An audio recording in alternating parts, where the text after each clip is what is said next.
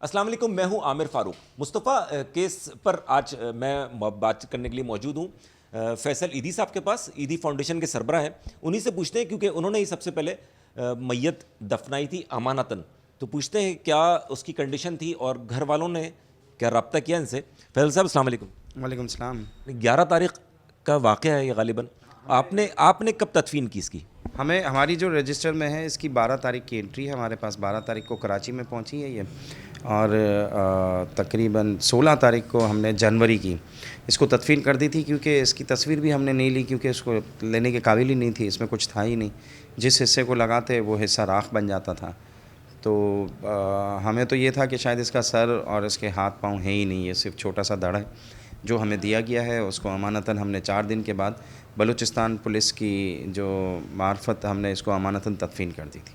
اچھا، ایک تھوڑی سی کنفیوژن ہے، آپ کہہ رہے ہیں کہ یہ تو ایسا تو نہیں ہے نا کہ اس کا جو میت کے حصے تھے وہ کہیں غائب ہو گئے؟ حصے تو پورے ہیں نا، یعنی پوری میت تھی وہاں پہ۔ مجھے اب ایک میڈیا والے نے جو ہے اس کی ویڈیو بتائی جو کہ بلوچستان پولیس نے بنائی تھی، اس میں اس کی ساری چیزیں انٹیکٹ ہیں، لیکن جیسے ہی اٹھائی گئیں تو وہ سب راکھ بنتی گئی اور ٹکڑے ہوتے گئے اس کے۔ تو پھر بعد میں جب کراچی پہنچی ہے تو کراچی والوں نے جب اس کو چیک کیا تو ان کو ایسا لگا کہ کوئی بھی حصہ نہیں ہے جسم کا، لیکن جسم کے حصے جو پولیس نے ویڈیو بنائی ہے وہاں پہ بلوچستان میں اس میں موجود ہیں۔ اچھا، کیا طریقہ کار کیا ہوتا ہے؟ کیونکہ آپ کا ایک طویل تجربہ رہا ہے، اس طرح کی سوختہ جو میتیں ہیں اس کی کیسے تدفین آپ لوگ کرتے ہیں؟ پروسیس کیا ہوتا ہے اس کا؟ بالکل یہ اس قابل نہیں ہے کہ اس کے سیمپل نکالے جائیں ڈی این اے کے لیے، کیونکہ یہ بہت ہی مسخ شدہ جو ہے وہ لاش ہے، زیادہ جلی ہوئی ہے، اور یہ جلی ہوئی اس لیے زیادہ ہے کہ ڈگی کے اندر بند ہونے کی وجہ سے جو ہے وہ اوون کا افیکٹ آیا ہے، اور اوون میں ہائی ٹیمپریچر ہونے کی وجہ سے چیزیں جو ہے وہ جلدی جلتی ہیں، تو اس کی وجہ سے یہ جلدی نہ تو ہندوؤں کی جو میت ہوتی ہے اس کی چتا میں کیونکہ اوپن ہوتی ہے 3 دن تک جو ہے وہ چتا جلتی ہے، اس کے بعد بھی جو ہے وہ سر کی ہڈیاں اور گھٹنے کی ہڈیاں اور جو ہے وہ کوہنی کی ہڈیاں جو ہے نا وہ رہ جاتی ہیں۔ اچھا، یہ تدفین کہاں پر ہوئی ہے؟ یہ تدفین ہم نے مواج گوٹ میں ایدھی قبرستان ہے وہاں پہ کی ہے، کراچی میں۔ کورٹ کے احکامات کے بعد ہی خبر کشائی ہوگی، ڈی این اے سیمپل بھی لیا جائے گا، تو اس سے پہلے بھی جلی ہوئی میتیں ہوتی تھیں، ان کا ڈی این اے سیمپل تو ہوتا تھا؟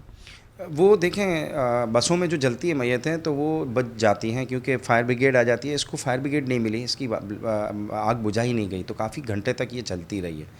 اور جو بسوں کی جلی ہوئی ہوتی ہیں اس کی کچھ ہڈیاں جو ہیں وہ اندر کی توڑ کے نکالتے ہیں، جس سے ڈی این اے نکالتے ہیں۔ یہ پرانی باتیں ہیں کیونکہ اب جو ہے وہ ڈی این اے پاکستان کے پاس جو مشینیں آ گئی ہیں وہ بہت ہی ایڈوانس ہیں، اب چھوٹے سے بھی چھوٹا حصہ کوئی ہوتا ہے نا، اسکن کا بھی اور بال بھی ہوتا ہے، تو اس سے بھی یہ ڈی این اے نکال لیتے ہیں۔ پہلے ہمارے پاس یہ ٹیکنالوجی زیادہ اچھی نہیں تھی، تو ہڈیاں جو ہے یہ نکالتے تھے اور انٹیکٹ ہونی چاہیے، ضائع نہ ہونی چاہیے، لیکن اس وقت وہ اتنی جلی ہوئی نہیں ہوتی تھی میتوں کی ہڈیاں۔ اب جو ہے وہ پاکستان کے پاس ٹیکنالوجی بہتر ہوئی ہے، لیکن اس لاش کے حوالے سے جب ہم بات کریں گے، اس کی جو تصویریں میں نے دیکھی ہے وہ بہت ہی مشق ہے، بہت زیادہ جلی ہوئی ہے، مجھے نہیں لگتا ہے اس کو اگر قبر کشائی کرتے بھی ہیں تو اس کا کوئی ڈی این اے کا سیمپل نکل سکے گا۔ بلوچستان پولیس نے بھی کوئی محنت نہیں کی کہ اس کی شناخت کی جا سکے، جبکہ گاڑی موجود تھی؟